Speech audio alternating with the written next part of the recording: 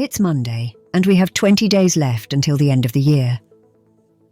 With the commemoration of Jesus' birth fast approaching, it's worth recalling the meaning of the name Emmanuel. Adventists in Papua New Guinea have reaped good fruits during their evangelistic campaign, and Polish actor Michał Koterski surprises everyone again with his candid confession.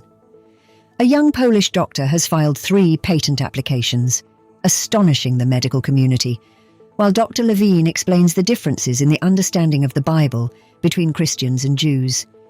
Here and now, news from Safira Radio. Welcome.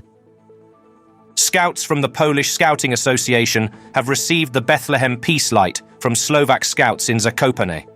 The flame, a symbol of peace and brotherhood, will reach politicians, institutions, and Polish homes, where it will light up on Christmas Eve tables. This year's message is Make Peace. Paolo Bizzetti, the Apostolic Vicar of Anatolia, speaks of the difficult situation of 3 million internal refugees in Turkey, living in tents after an earthquake. In southeastern Turkey, there is a lack of reconstruction plans and basic services. The Catholic Church is rebuilding damages without state support. Local Caritas and the faithful actively help those in need, breaking barriers between different denominations and religions.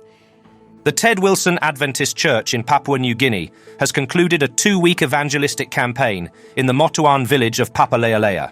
The action ended with over 100 baptisms.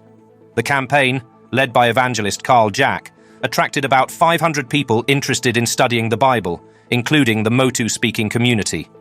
Gershom Luke, the senior pastor of the church, announced the organization of another, larger evangelistic meeting. Archaeologists have discovered in Jerusalem the oldest Hellenistic ceramic roof tiles, indicating the presence of Greek Seleucids and the existence of the Acra fortress. The tiles, excavated in the City of David area, were popular in Greece from the 7th century BC, but did not catch on in Israel due to the warmer climate. Their disappearance from Jerusalem coincides with the fall of the Seleucids and the rise of the Maccabees. This discovery will be presented at an exhibition in Jerusalem during Hanukkah. 29-year-old doctor Adam Kowalewski from the Oncology Center in Bydgoszcz is innovating in cancer treatment. Specializing in cytopathology, he has patented 3 inventions that improve cancer diagnosis and treatment. The first is a medical needle guide for precise genetic material sampling. Then, a device controlling the needle during biopsies, and an automatic cytological smear machine. His work has been honored with grants and awards, with achievements published in prestigious journals. Polish actor Michał Koterski celebrates his 9th sobriety anniversary this month. Since the age of 14, he struggled with drug and alcohol addiction, which intensified with growing popularity. The turning point in his fight against addiction was faith and prayer for freedom from addiction. Koterski emphasizes how positively liberation has affected his life. He expresses hope for a continued life in sobriety. His story is an inspiration for those struggling with addictions. Dr. Amy Jill Levine, professor of New Testament and Jewish Studies, explains the differences in the interpretation of the words of the prophet Isaiah between Jews and Christians.